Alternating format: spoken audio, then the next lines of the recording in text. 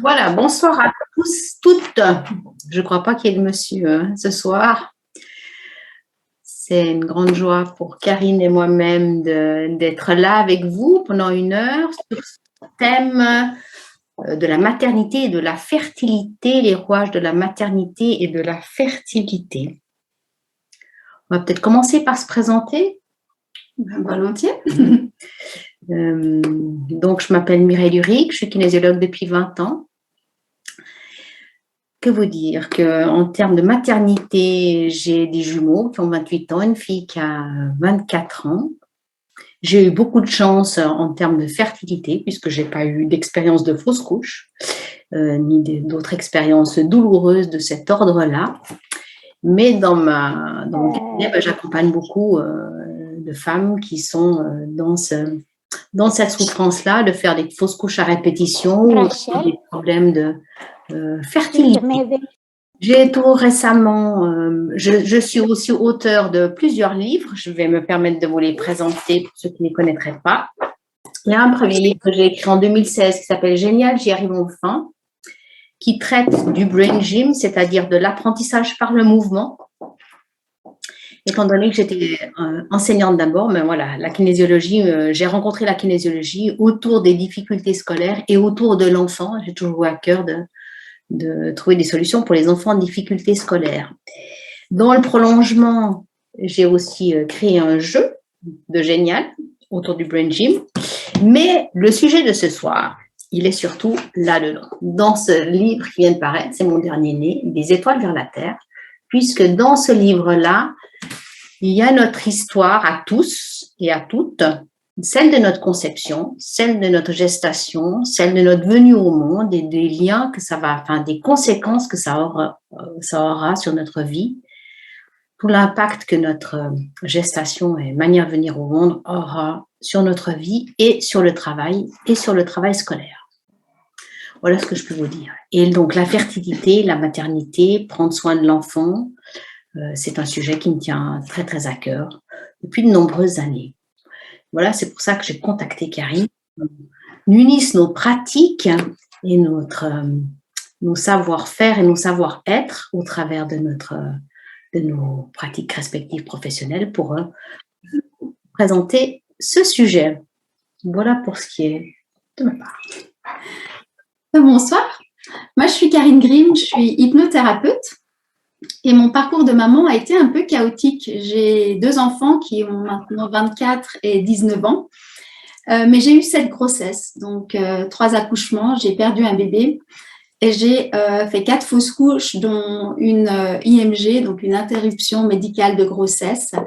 Donc voilà, j'ai vraiment eu un parcours très très compliqué et c'est ce parcours qui m'a donné envie en fait de pouvoir aider les personnes qui vivaient la même chose et c'est ce qui m'a donné l'envie de me former. Donc j'ai trouvé que l'hypnose c'était très adapté, surtout pour les futures mamans et les jeunes mamans parce que c'est doux déjà et puis parce qu'il n'y a pas besoin forcément de raconter.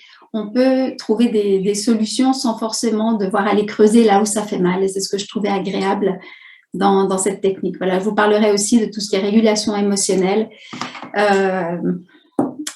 à l'heure. Et puis sinon, donc, j'ai commencé mon parcours avec les futures mamans en me formant à l'hypnose et la maternité. Puis j'ai eu leurs enfants, leurs maris. Donc, j'ai adapté mes formations aussi en me formant pour ce qu'on appelle la pédo-hypnose, donc l'hypnose pour les enfants. Et puis, pour tout ce qui touche l'accompagnement adulte aussi. Mais là, je reviens vraiment à ce qui touche à la maternité, à la fertilité, parce que c'est ce qui, moi, me touche au plus profond de par mon parcours. Voilà. Merci, Karine. Donc, le fil conducteur de notre intervention, ça va vraiment être ce désir d'enfant. Hein. Vous savez comment ça peut être... Karine en a une expérience vivante, elle en a la preuve vivante, comment ce désir d'enfant peut être... délicat, il est vraiment sur un fil, on oublie quelquefois comment ça peut être.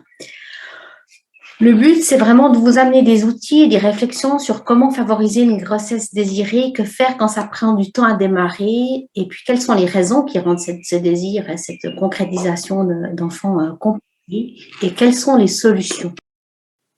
Alors, on sait que dans le niveau de la fertilité, le savoir, c'est pouvoir. C'est-à-dire que plus on connaît notre corps, plus on connaît nos cycles, notre fonctionnement, plus on a des chances de pouvoir optimiser les chances de tomber enceinte.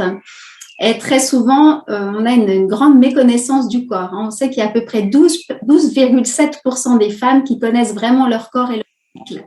Pour toutes les autres, c'est à peu près. Donc, c'est difficile. Des fois, on ne sait même pas quand est-ce qu'on ovule. Donc, ce n'est pas facile de tomber enceinte et de trouver le bon moment quand on ne sait pas repérer ce genre de choses. Donc, pour faire court, on a un cycle donc, de 28 jours en moyenne. Et puis, les règles durent entre 3 et 5 jours. C'est ce qu'on appelle le début du cycle. Alors, je vais juste encore admettre les personnes qui arrivent. Voilà. Ensuite, on a ce qu'on appelle la préovulation qui va durer quelques jours aussi. Là, c'est le moment où on a de l'air cervical. Hein, c'est ce qui va nous aider à nous rendre compte qu'on va bientôt être prête pour pouvoir avoir cette ovulation. Et puis, il y a la phase de fertilité qui dure à peu près 5 jours. D'accord? Donc, on pense toujours que c'est le jour J où il faut tomber au bon moment, que monsieur soit là. Cette phase, elle est de 5 jours. Et puis après, donc, il y a l'ovulation qui arrive. Et après, donc, il y a ce moment entre la phase de fertilité donc, et puis la phase où le cycle va recommencer. C'est ce qu'on appelle la post-ovulation. Après, le cycle peut changer d'une femme à l'autre, hein, la durée du cycle, donc c'est important de le savoir. Ce que je trouve intéressant aussi, c'est qu'un ovule, lui, il va être fécond pendant 12 à 24 heures à peu près, d'accord, en moyenne 18 heures, et que c'est la plus grosse cellule du corps. Alors que, à contrario, le spermatozoïde, c'est la plus petite cellule du corps. Et puis lui, il peut vivre à peu près 5 jours quand il est dans un bon environnement. Voilà, je lis en même temps les messages. Donc, quand il est dans un bon environnement, le spermatozoïde peut durer à peu près 5 jours. Donc, c'est pour ça que la fenêtre, elle est quand même plus ouverte que ce qu'on peut imaginer. On a à peu près 1 million de spermatozoïdes à la naissance, d'ovules, à la naissance, 300 000 à la puberté, et puis il en reste à peu près 300 au moment de la fertilité jusqu'à la ménopause. Un homme, lui, par contre, il va pouvoir avoir son stock de spermatozoïdes qui va être renouvelé tous les 72 jours. Il en a entre 200 et 300 millions par éjaculation.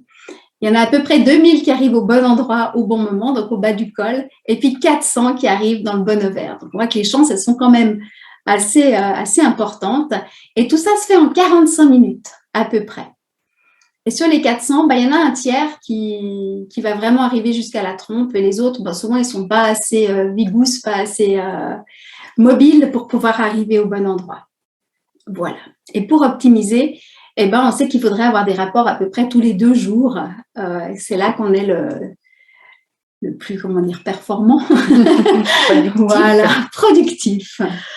Peut-être encore une chose, si vous avez des cycles qui sont au-delà de 28 jours, ce qu'il faut savoir, c'est qu'il faut, à partir du moment de vos règles, déduire 14 jours avant, parce que cette deuxième partie de cycle, elle sera toujours de 14 jours. Hein? Ça veut dire que c'est la première partie de cycle qui peut être plus longue, mais il y a un moment d'ovulation et 14 jours après, il y a des règles. Voilà, donc comment, de mon côté, en kinésio, je vais aborder cette histoire de fertilité. Mais il faut comprendre que d'abord, on a notre propre histoire, hein, puisqu'on a notre propre histoire, mais en même temps, on est les héritiers par procuration des programmes biologiques de nos parents, hein, de leurs échecs, de leurs réussites, de leurs maladies. Et avant eux, bien sûr, nos parents étaient aussi quelque part en dépendance de leurs parents et ainsi de suite. Donc, on est quelque part issus de tout ce transgénérationnel. Donc, dans nos cellules, au moment de notre conception, nous allons recevoir vraiment des tas d'histoires, hein, des tas de programmes, des tas de belles histoires, mais aussi des drames. Et puis, des programmes, donc, il sera important qu'on trie ces programmes pour ne garder que ceux qui nous conviennent. Donc, en termes si on a un projet de maternité, on va vraiment aller creuser toutes les histoires autour de la maternité. Est-ce qu'il y a eu des abandons dans le clan? Est-ce qu'il y a eu des femmes qui sont mortes en couche? Est-ce qu'il y a eu des hommes qui partent systématiquement quand la femme est enceinte? On ira creuser toutes ces histoires-là. Donc, on va essayer de comprendre le processus de fertilité, non seulement dans notre histoire personnelle, hein, et c'est important, comme disait Karine, de connaître notre corps, dans notre histoire personnelle et individuelle, mais dans une vision globale de nos lignées. Ce qui est important aussi, c'est de faire le lien avec le transgénérationnel et se souvenir qu'en fait, les femmes, il y a peut-être 3-4 générations, hein, nos arrière-arrière-grand-mères, par exemple, ou nos arrière-grand-mères, peut-être pour moi, ces femmes-là ne maîtrisaient pas leur sexualité et ne souhaitaient pas forcément avoir 10, 15, même voire plus d'enfants. Hein. Elles étaient soumises à leur mari, elles retombaient enceintes le plus souvent dès qu'il y avait un retour de couche, et aussi elles prenaient chaque fois le risque de mourir en accouchant parce qu'on savait que il n'y avait pas de... Voilà, elles devaient accoucher par voie basse, quelle que soit la position de leur bébé, même si c'était en siège, alors voilà, une naissance en siège, mais même si le bébé était en transverse ou même si, je ne sais pas, il était les pieds en bas d'abord. Donc, il y avait des fois des histoires vraiment dramatiques qui finissaient mal avec des femmes qui mouraient en couche. Donc, tous ces drames-là, même si on ne s'en souvient pas, même si on ne les connaît pas, en fait, l'histoire de ces femmes-là va arriver jusqu'à nous au travers de notre mémoire cellulaire.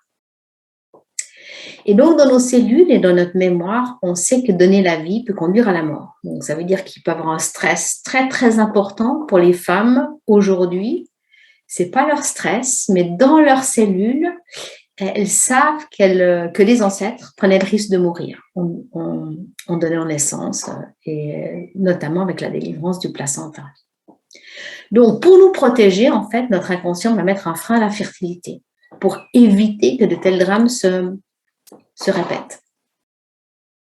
Au cabinet, quand j'accompagne une femme qui a un désir de grossesse, je vais donc explorer les circonstances de la conception. Enfin, d'abord, elle, comment elle a été conçue, est-ce qu'il y a une conception qui a été désirée ou pas, est-ce qu'elle est née, c'était une conception trop tôt ou pas. Dans mon livre Des étoiles vers la Terre, il y a vraiment tout un chapitre sur les conceptions inattendues, les conceptions qui sont très espérées, les conceptions extraordinaires, ou conception à la suite d'une fausse couche, conception gémellaire, ou dans un contexte particulier, conception tardive, conception suivie d'une tentative d'avortement. Vous voyez, tout ça, ça va imprégner le contexte. On va aussi creuser, je vais creuser le climat gestationnel, comment le clan il va accueillir la nouvelle de cette grossesse. Hein. Par exemple, pour vous, est-ce que pour vous, la femme qui a un désir de grossesse et peut-être qui n'y arrive pas, comment a été accueillie la nouvelle que vous étiez dans le ventre de votre maman? Je vais aussi explorer la naissance. Y a-t-il eu des complications pour vous, pour votre maman, mais aussi tout ça en transgénérationnel. On va toujours faire le lien puisqu'on est multi-étage. Est-ce que vous arrivez en tant que fille et on aurait préféré avoir un garçon? Puis, il y aura toutes les croyances autour de la maternité qu'on va peut-être vous transmettre de mère en fille ou de grand-mère en petite fille. Voilà, tout ça, ça va faire une trame, ça va tisser ça va tisser comme un tissu qui va faire que ça va être plus ou moins simple. La bonne nouvelle, c'est qu'on peut à tout moment, en kinésio et avec d'autres outils, libérer tout ça, tous ces drames qui ne nous appartiennent pas, mais qui nous impactent encore aujourd'hui. Par exemple, alors l'histoire des syndromes anniversaires. On va vérifier, ou je vais vérifier, par exemple, la future mère avec qui elle est en lien dans le clan, en lien de date ou en lien de prénom aussi. C'est-à-dire, est-ce que cette future mère, elle reprend, est-ce que la date de naissance de cette future mère est celle d'une ancêtre décédée justement en couche? Ou est-ce que la date de conception de cette future mère reprend la date d'un décès ou d'une histoire dramatique? On regardera aussi à quel âge les femmes du clan étaient enceintes, parce que des fois, effectivement, imaginons qu'une femme, une ancêtre, était enceinte à 32 ans et a une grossesse peut-être normale, mais elle meurt en couche ou je ne sais pas, ou l'enfant meurt à 32 ans, mais on regardera chez la femme qui souhaite être enceinte, qu'est-ce qui se passe aussi à 32 ans, où on va l'accompagner à dépasser cet âge-là. On va aussi chercher dans les dates comme ça, les syndromes anniversaires, on cherchera le le double de l'âge ou le triple de l'âge, ou à l'inverse, la moitié de l'âge ou le tiers de l'âge et le quart de l'âge. C'est ce qu'on appelle des syndromes anniversaires. Et ce qui est aussi important, c'est d'aller voir si on est enfant de remplacement. Un enfant de remplacement, c'est quand vous arrivez après une fausse couche, par exemple. Qu'est-ce qui se passe quand on arrive après une fausse couche? Eh bien, l'enfant qui vient dans cette position-là ne peut pas arriver complètement pour lui-même, mais il va venir remplacer un enfant. Parce que toute femme qui va faire une fausse couche, bien sûr qu'elle est au tout début dans la joie d'être enceinte, ensuite dans la souffrance de perdre son enfant, et aura envie quelque part de remettre, et c'est tout à fait légitime et normal, d'avoir un autre enfant. Et ça demande vraiment un important travail intérieur et de conscientisation, de se dire, OK, l'enfant qui vient après ne doit pas remplacer celui qui est venu, hein, et qui n'est pas resté. Chaque enfant, on va aussi, il faut le savoir, chaque fausse couche va compter pour un. Alors, si vous avez fait 3 fausses couches d'affilée et que ensuite vous avez un enfant, ça veut dire que l'enfant qui vient après ces 3 fausses couches va prendre la place numéro 4. On peut être en lien avec un enfant de remplacement. Ça veut dire qu'il y a eu un drame dans le clan plusieurs générations avant qui n'a pas été digéré. Donc, toujours voir juste avant nous, mais aussi en transgénérationnel. Donc, la difficulté à être enceinte peut être en lien avec ça. Parce que chaque fois que, je pense que pour le drame le plus lourd pour une maman, c'est de perdre un enfant. Qu'elle l'ait connu ou vécu en vie intra-utérine, c'est-à-dire qu'elle l'ait porté quelques semaines ou quelques mois ou qu'elle l'ait mis au monde. Peut-être que la souffrance n'est pas tout à fait la même, mais la souffrance, elle est bien présente de toute façon. Et ça va être important de vraiment prendre le temps de faire le deuil de tous ces enfants décédés, de toutes ces femmes aussi peut-être qui sont décédées. Et pour ça, on va pouvoir faire des rituels, on va pouvoir poser peut-être des actes de deuil, on va pouvoir écrire peut-être à ses ancêtres, même si on ne les a pas connus. On peut écrire aussi à ses enfants qui sont partis.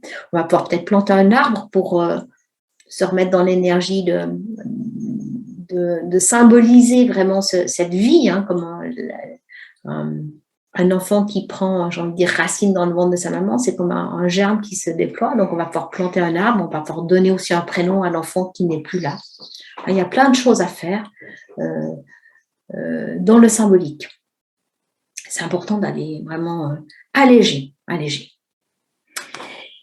Alors, est-ce qu'on répond aux questions maintenant? Je la vois, donc j'y réponds. Que se passe-t-il pour l'enfant conçu après une fausse couche précoce, même si on n'est pas certain qu'il y ait eu une fausse couche? D'abord, je pense que si la maman elle a le ressenti qu'il y a une fausse couche précoce, c'est-à-dire qu'il peut avoir une fausse couche simplement si vous avez un retard de règle de 2 jours. Il peut avoir une conception et puis voilà, tout d'un coup, ça tient pas. Donc là, c'est une fausse couche précoce. J'ai envie de vous dire, en kinésio, on peut le tester, ça. Donc, on va remettre chacun à sa place et on va pouvoir le vérifier. Après, en montant un arbre généalogique et en regardant peut-être les dates de naissance, la date de conception, la date de terme de cet enfant qui aurait dû être là, on va vraiment pouvoir voir si c'est vraiment ça. Et on va faire le travail, effectivement, pour libérer tout ça. Le ressenti, j'ai envie de dire, le ressenti est important. Et plus important que, j'ai envie de dire, peut-être le suivi médical.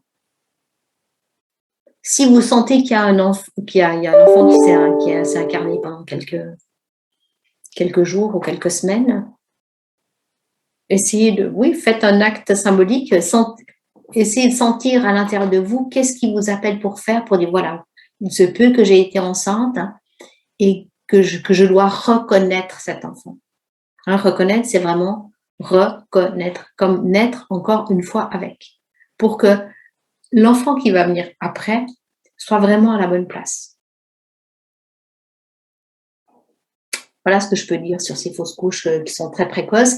Et quelquefois, les mamans, elles disent oui, mais c'était pas grave, c'était au tout début. Mais alors, peut-être tant mieux si la maman, elle a cette attitude. Mais en même temps, je pense qu'une fausse couche, elle n'a ni à être minimisée. Enfin, c'est trouver le juste, ni à dramatiser peut-être, mais c'est trouver elle a été là, cette fausse couche. Et donc, elle prend une place dans le cœur de la maman qui, à un moment, a pensé être enceinte, et à un moment ne l'est plus. Donc, c'est important d'écouter ce qu'il y a à faire. Voilà. Sinon, donc, ce qui peut aussi limiter peut-être une chance de grossesse, ça peut être les blocages, les peurs, les croyances que nous avons toutes, héritées de notre lignée ou bien mises en place nous-mêmes. Tu veux répondre maintenant à la question ou bien on répond après? Je réponds juste maintenant. À quel moment a lieu l'incarnation de l'âme? L'âme, elle a lieu au 40e jour. En fait, l'âme de l'enfant s'incarne par la fontanelle de la mère et par la fontanelle de la mère. Voilà. Alors oui, on pourrait se dire, est-ce que quand il y a une fausse couche avant le 40e jour, est-ce qu'on est vraiment… Oui, je pense qu'on est quand même dans un processus de vie, parce que dans l'empreinte de naissance, par exemple, ce qu'on appelle l'empreinte de naissance, on va considérer ce qui se passe 9 mois avant la conception. On est déjà dans le projet sens on est dans le projet sens. Les parents rêvent d'avoir un enfant et quelque part cet enfant il se construit à un autre niveau, il est dans les mondes d'en haut et puis il va comme choisir le ventre d'une maman pour venir s'incarner. On sait que le cœur il bat au 22e jour et l'âme elle s'incarne 40 jours après la conception. En médecine chinoise, par exemple, on dit qu'un enfant a vraiment toute la première année de vie pour se décider ou non s'il veut rester sur Terre. Dans médecine chinoise, vraiment, un enfant qui s'incarne et qui repart, c'est qu'au bout d'un moment, il se dit, bon, j'ai pas envie de venir, quoi. C'est pas le moment pour moi ou j'ai pas envie de ça. Et vraiment, encore une année après, alors. C'est hyper douloureux dans notre conscience d'Européens, mais c'est tout. Voilà, c'est hyper douloureux dans notre conscience d'Européens. Alors, je ne sais pas si en médecine chinoise et ceux qui pratiquent cette médecine chinoise et ceux qui sont en médecine orientale, comme ça, dans cette pensée orientale, ils le vivent différemment de nous. Peut-être. En tout cas, nous, on sait que que ça peut être douloureux. Donc, oui, puis la douleur, elle ne dépend pas non plus de la durée de la grossesse. Oui. Ça dépend plutôt de l'investissement et puis de l'attente des parents. Donc, Karine parlait de ses peurs. En préparant ce soir, on s'est rendu compte qu'en fait, il y a vraiment beaucoup de peurs. Et donc, on va aussi regarder les peurs mises en place avec une situation réelle ou anticipatoire. Ça peut être j'ai peur de perdre mon enfant. Vous voyez, la peur de la chose va attirer la chose. On le sait, ça. Alors, quand on a, encore une fois, j'ai pas eu cette expérience douloureuse d'avoir des fausses couches et d'être là-dedans, d'avoir peur pour ça. Mais quand même, il va falloir aller toujours chercher le côté inverse de la peur, c'est si la vie s'est installée, comment on va pouvoir faire confiance à la vie, en sachant que le mystère de la vie, il nous dépasse complètement, il est beaucoup plus vaste que nous. Et quelque part, c'est pas nous qui décidons complètement de ça. Bien reconnaître que les femmes, elles font tout ce qu'elles peuvent pour garder cet enfant, mais il y a quelquefois le mystère de la vie qui nous dépasse. Donc, on disait toutes les peurs, toutes les croyances. Il peut y avoir aussi les histoires familiales. Donc, une famille où on a l'habitude d'avoir eu des bébés mort-nés ou l'habitude des fausses couches. On va créer nos propres croyances par rapport à ça en pensant qu'il va nous arriver la même chose. Il y a plein de peurs aussi liées à la famille, où on a peur peut-être de reproduire certaines difficultés qu'on a vécues avec nos propres parents, peur de reproduire aussi quelques mauvaises relations qu'on a pu avoir avec eux. Une relation difficile avec les parents ne va pas faciliter la grossesse pour la future jeune maman.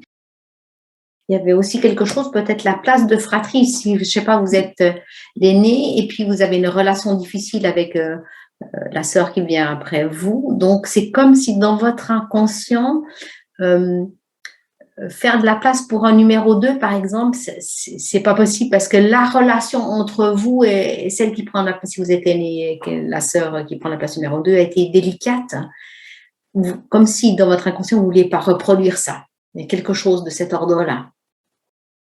Et puis, il peut y avoir aussi les personnes qui ont vécu une enfance difficile ou bien qui ont vécu de la maltraitance, qui ont vécu des abus aussi, vont avoir peut-être plus de difficultés à tomber enceinte parce qu'il va falloir travailler sur ces éventuels blocages. Toutes les peurs aussi de ne pas être à la hauteur pour élever l'enfant. D'accord? Est-ce que je vais être une assez bonne maman? Est-ce que je vais m'en sortir? Il y a beaucoup de femmes que je reçois qui ont cette peur-là, peur d'être trop fatiguée, de ne pas réussir à gérer et l'enfant et le boulot, par exemple. Et tout ça, ça vaut la peine d'aller creuser parce que c'est tous des blocages des blocages inconscients qu'on peut avoir. Peut-être la peur aussi de ne pas dormir la nuit, hein, dans les croyances. Peur réelle. Voilà, une peur réelle, peut-être, hein, quand même assez concrète. J'ai envie de dire, dans la peur de ne pas être à la hauteur, non, je pense à une huile essentielle. Le palmarosa va plutôt faire lâcher quand on veut être trop parfait, mais il y a quelque chose, et comme ça travaille beaucoup sur l'hyperémotivité, je pense que ça pourrait quand même aider. Le plus on va être relax, en sachant qu'effectivement, accueillir un enfant, porter un enfant, le mettre au monde et l'élever, ben, il y a une inconnue, on ne sait pas comment est cet enfant. On peut avoir été une super bonne maman pour un premier enfant, et puis pour un deuxième, ça va être beaucoup plus compliqué parce qu'il y a une partie, c'est l'enfant. C'est 50%, c'est vous, l'autre partie, c'est l'enfant. Ce qu'il y a à comprendre en kinésio et en médecine chinoise, c'est que les peurs, elles sont stockées dans les reins. Sur les reins, il y a les corticosurrénales et c'est là qu'est produit le cortisol. Le cortisol, on en a besoin parce que sans cortisol, le matin, on ne se lèverait pas, on ne sortirait pas de notre couette. On ne se lèverait simplement pas, on resterait au lit toute la journée. Donc, on a besoin d'un peu de cortisol, mais le cortisol, il doit descendre dans la journée. Simplement, quand on a trop de stress, ce cortisol, il va rester trop élevé et on va avoir des peurs, des peurs, des peurs. Et comme les reins, ils sont en lien avec la naissance, mais ça va être, et comme je vous l'ai dit, dans les naissances, dans l'histoire ancestrale des naissances, il y a des naissances qui se sont peut-être mal passées. Ça va être important de libérer ces reins et de tapoter sur les reins. Les reins sont assez hauts. Vous voyez là en bas, cette image, on voit qu'en médecine chinoise, les reins, les pieds et les oreilles partagent la même forme, une forme embryonnaire. Voilà. Ça, c'est quelque chose de fondamental en médecine chinoise. Donc, quand on va tapoter les reins, on va décristalliser nos propres peurs et celles de nos ancêtres. Et puis ensuite, ce qu'on peut faire dans un deuxième temps, quand on a décristallisé ça, on peut frotter les reins pour réchauffer les reins avec une phrase qui va accompagner la confiance. Hein. Je peux faire confiance au processus de fertilité, je peux faire confiance à ma capacité à maintenir une grossesse, voilà, ces choses-là. Par rapport au blocage aussi, justement, il peut y avoir aussi des loyautés dans la famille. J'ai eu un exemple d'une femme qui avait une sœur jumelle qui avait fait une fausse couche. Du coup, elle avait peur, elle, de tomber enceinte et d'avoir un bébé si sa sœur n'arrivait pas à tomber enceinte. Ça peut être ce genre de choses-là aussi. Effectivement, dans la gémellité, ça va être encore plus fort, mais des fois, c'est dans la fratrie. Hein. Il suffit que, je ne sais pas, la sœur aînée n'a pas d'enfant ou elle a difficulté à en avoir. La deuxième, on a avant elle, enfin, vous voyez, il y a une sorte de hiérarchie qui est pas respectée. Et ben, ça peut donner des freins conscients. On sait aussi, vous voyez, dans certaines fratries, les femmes, on leur règle en même temps. Par exemple, elles se synchronisent. Hein. Ça, je pense que vous le savez. Même entre maman et fille. Oui, entre maman et fille, c'est ce que je voulais dire Ouais. aussi. Hein, quand on habite avec des filles. Voilà. Donc, qu'est-ce qu'on peut faire dans les actes symboliques? Les bonhommes allumettes. Alors, je pense que vous connaissez ce protocole, vous le retrouvez aussi à la fin de mon livre. Les bonhommes allumettes, c'est vraiment dessiner les deux parties, relier tous les chakras. Et puis ensuite, on va couper cette partie, on va couper par cet acte symbolique, je me libère de cette difficulté ou de ce lien toxique ou de cette histoire dramatique. Et puis, moi, je fais encore brûler les deux parties. Je fais brûler les deux parties et on regarde, c'est assez magique quelquefois, le papier, qu'est-ce qui reste sur le papier? Est-ce que c'est quelque chose au niveau du 7e chakra, quelque chose au niveau du 1er chakra? Est-ce que ça fait une forme? Je me souviens d'une fois où j'avais dû travailler sur une mémoire de gémellité perdue lors d'une première séance et le papier, le contour du papier, c'était vraiment un embryon et les deux papiers avaient fait exactement ça. On pouvait superposer les deux embryons. Ça vous fait des frissons pour une première séance, vraiment. Tellement derrière cet acte symbolique des bonhommes allumettes, s'il est bien fait, bien en conscience, ça booste bien. Ça booste bien. Ça éveille, ça ouvre des portes, des possibles. Voilà. Quel d'autres blocages qu'il peut y avoir, c'est lié justement aux éventuelles fausses couches ou bien aux difficultés pendant les grossesses qu'il peut y avoir.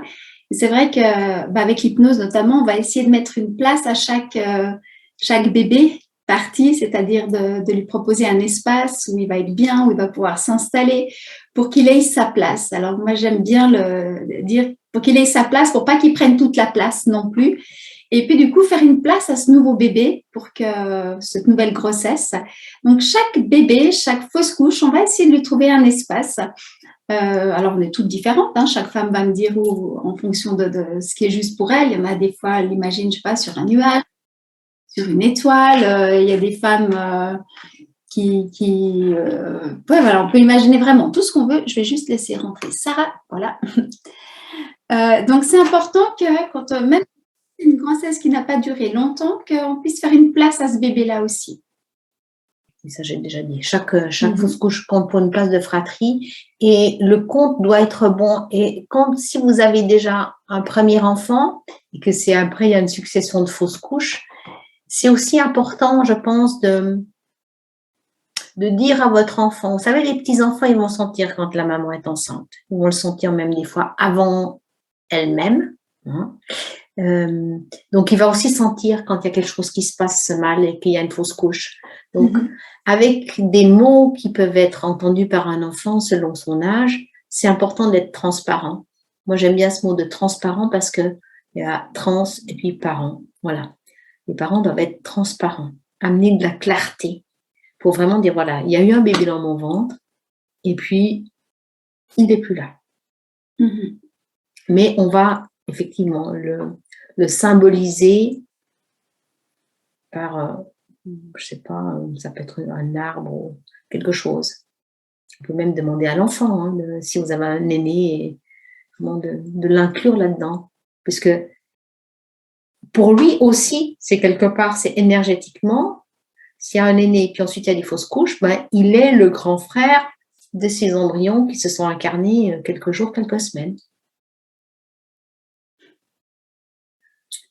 Voilà, il y a Caroline qui me dit, dès qu'il y a un groupe, un ensemble de femmes, effectivement, elles finissent toutes par avoir leur lune, c'est joliment dit, au même moment, effectivement. C'est pas que dans la famille. C'est la synchronisation comme ça de ce rythme féminin qui est assez magique. Hein. Tout à fait. Une des autres raisons des blocages, peut-être la culpabilité aussi de certaines femmes qui ont pu faire une IVG, par exemple, hein, donc une interruption volontaire de grossesse. Alors, c'est pas toujours volontaire, hein, je trouve que le terme n'est pas très très bien choisi. Des fois, c'est une interruption volontaire de grossesse, mais c'est souvent toujours douloureux quand même. Et là aussi, j'ai eu un exemple d'une femme il y a déjà plusieurs années, j'avais trouvé ça très joli, qui n'arrivait pas à tomber enceinte. Et puis, par visualisation, pendant la séance d'hypnose, je lui ai fait visualiser cet endroit où pouvait s'installer son bébé, sa grossesse.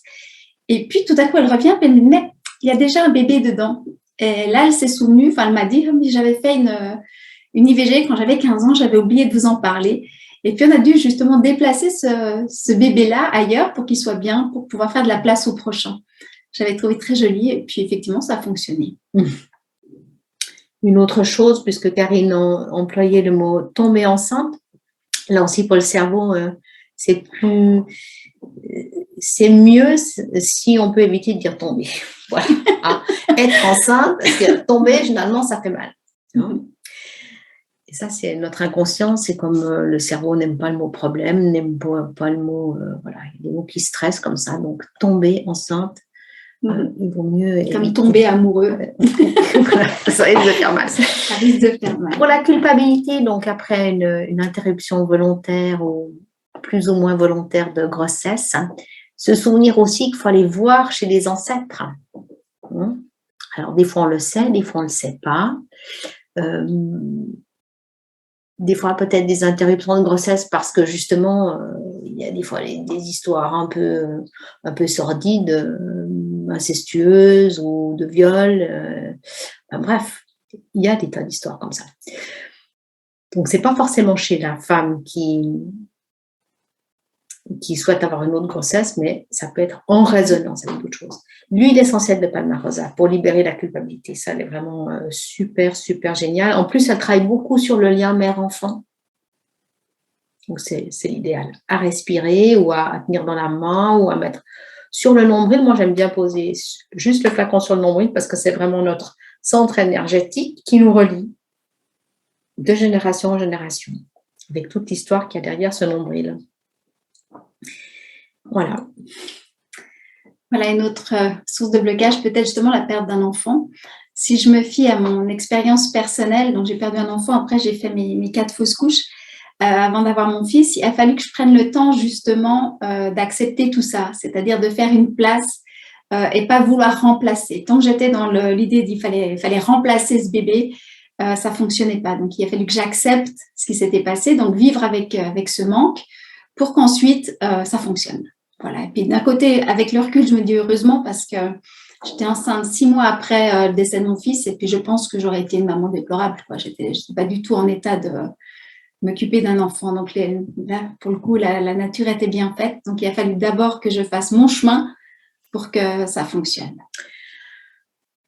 Par rapport à cette souffrance de Karine, c'est vraiment le temps qui va penser les PANSER, hein, les blessures émotionnelles, même si on peut comprendre que quand on est dans ce projet d'enfant, on a envie que ça arrive, hein, on est un peu certainement pressé, mais on a besoin de ce temps. Comme un enfant qui est venu au monde, en fait, à sa naissance, il faudrait, dans cette empreinte de naissance de Jean-Philippe Brebion, il y a 9 mois avant la conception, 9 mois de gestation et 9 mois après la naissance. Il faudrait ces 27 mois énergétiques, hein, compter ces 27 mois énergétiques. Donc, quand on a des grossesses qui sont trop rapprochées ou qu'on remet en route des projets de grossesse trop rapprochés, ça ne laisse pas ce temps énergétique et ça va un peu faire coincer tout ça. Et des fois, effectivement, la nature, elle est ainsi faite qu'elle oblige de prendre le temps.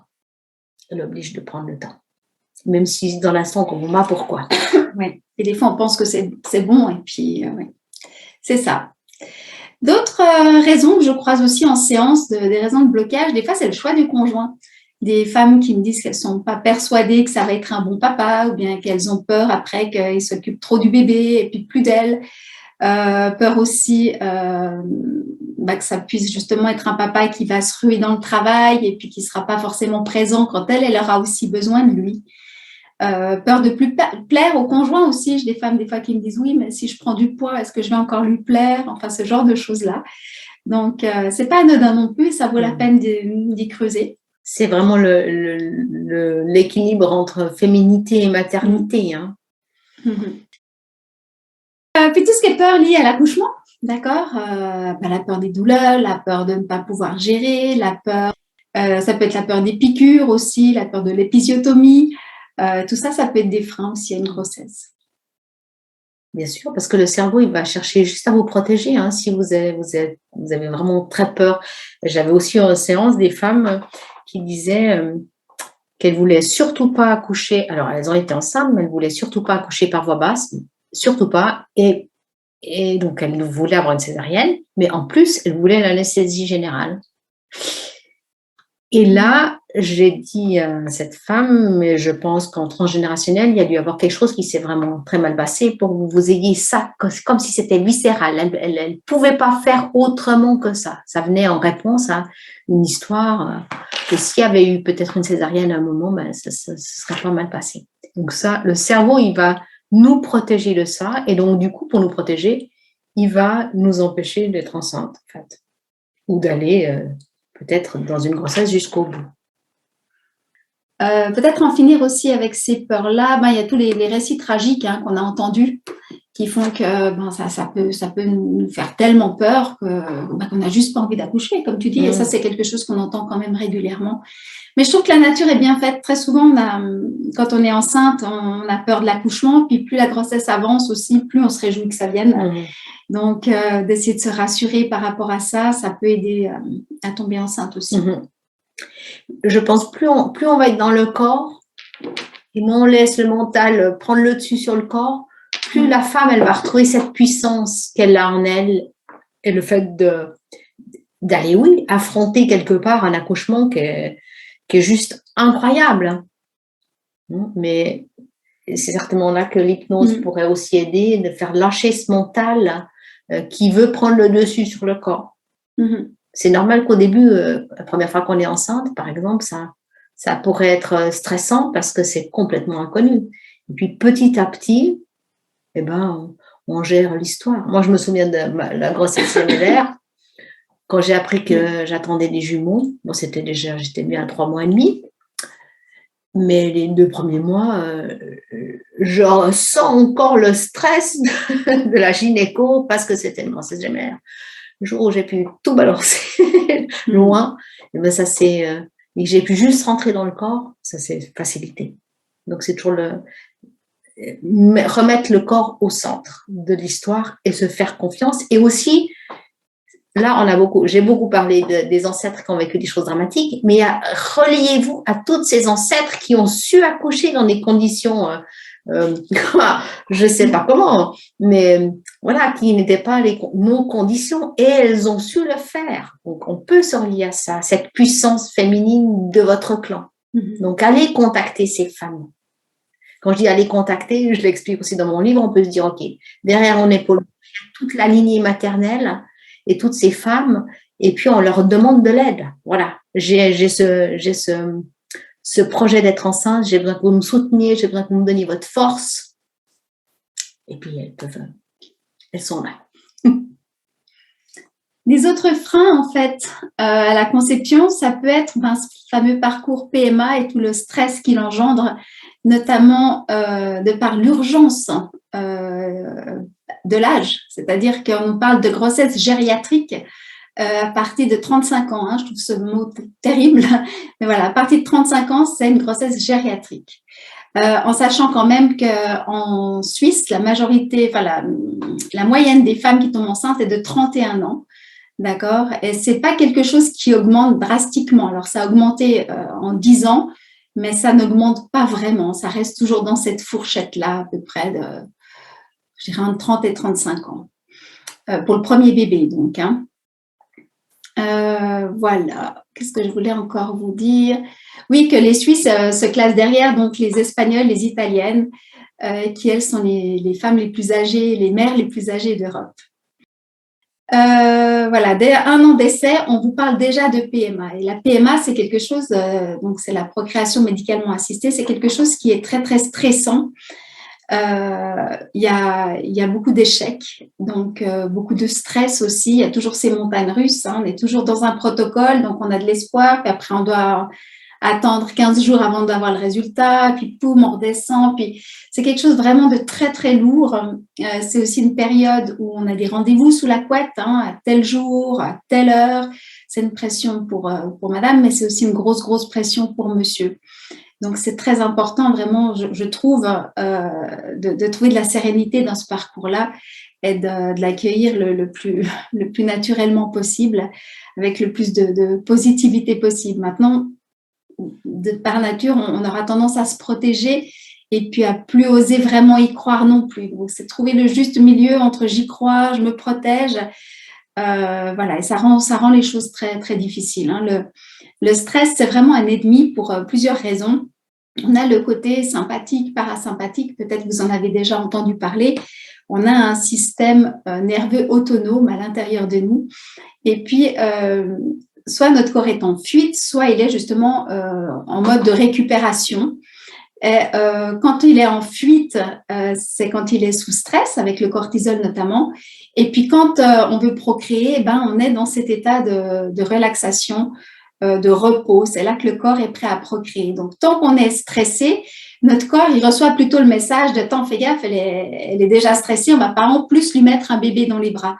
Donc, plus on est stressé, moins on a de chances que ça marche. Alors, je sais à quel point c'est difficile de ne pas se stresser quand on a ce désir qui est profond, qui est viscéral, mais c'est vraiment quelque chose d'important.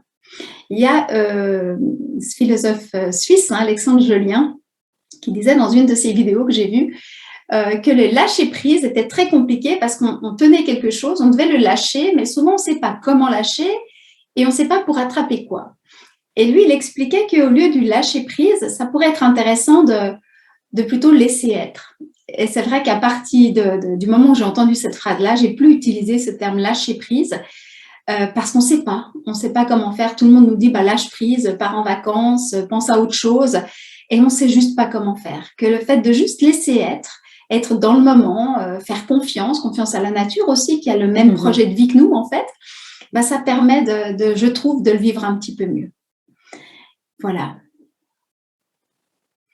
Donc, il y a tout le programme, on disait le parcours PMA. Il y a aussi le parcours de stimulation. On parlait des FIV, justement, c'est oui, non, on est toujours dans cette attente. Et ça aussi, c'est un stress énorme. Dans les facteurs qui pourraient perturber une fertilité, il faut tenir compte de l'alimentation. Hein. Attention à ce que vous mangez et aussi veiller à un bon taux d'oméga 3, spécialement chez l'homme. Donc avec l'huile de lin, l'huile des graines de chia, des choses comme ça, les poissons. Attention au natel dans les poches, parce que ça c'est pas très bon pour les spermatos. Au siège chauffant aussi, au bain trop chaud. Et puis, on va pouvoir complémenter en iode et en plasma marin et en oligo-éléments. Et je vais répondre ici, en huile essentielle, je ne sais pas, mais on peut utiliser, j'ai envie de dire, les huiles essentielles pour tout ce qui est psycho-émotionnel. C'est-à-dire qu'il faut aller travailler sur l'ambiance émotionnelle autour. Mais certaines huiles essentielles, en tout cas à prendre, à ingérer, elles sont abortives. Donc, il ne faut surtout pas prendre ça. Mais à respirer, je pense qu'il n'y a pas de contre-indication. Ou alors, vous pouvez prendre les hydrolats. Les hydrolats, c'est vraiment la partie aqueuse de l'huile. Et là, il n'y a pas de risque. Hein, je pense, je ne sais pas, à la rose ou des choses qui vont être tout douces quand même, qui vont envelopper le projet. J'ajusterais juste par rapport à la nutrition, pour le papa aussi. Hein.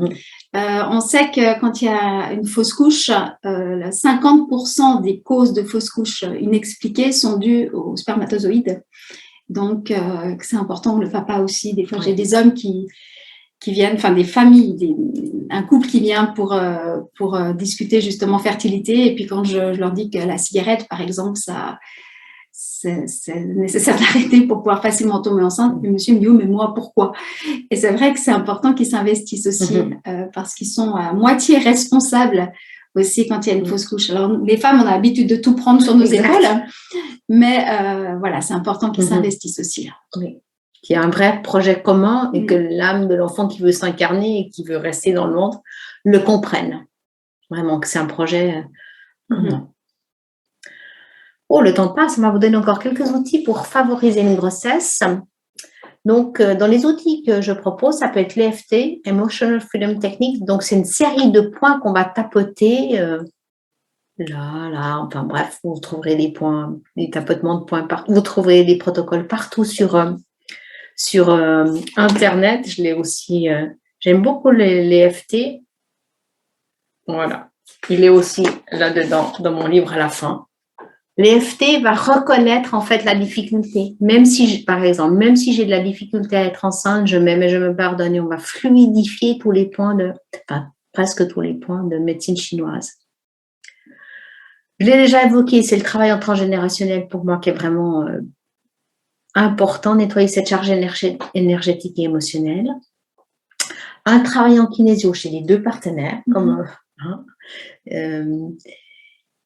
et parce qu'on va vérifier si dans l'inconscient, c'est OK pour les deux de devenir parents. Parce que l'homme, il hérite aussi de tout ça, son transgénérationnel.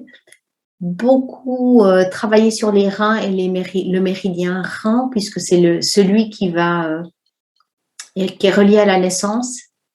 Et on va travailler sur les reins et le méridien rein pour aller vers plus de confiance, explorer la vie avec confiance. Voilà, dans les outils que j'utilise.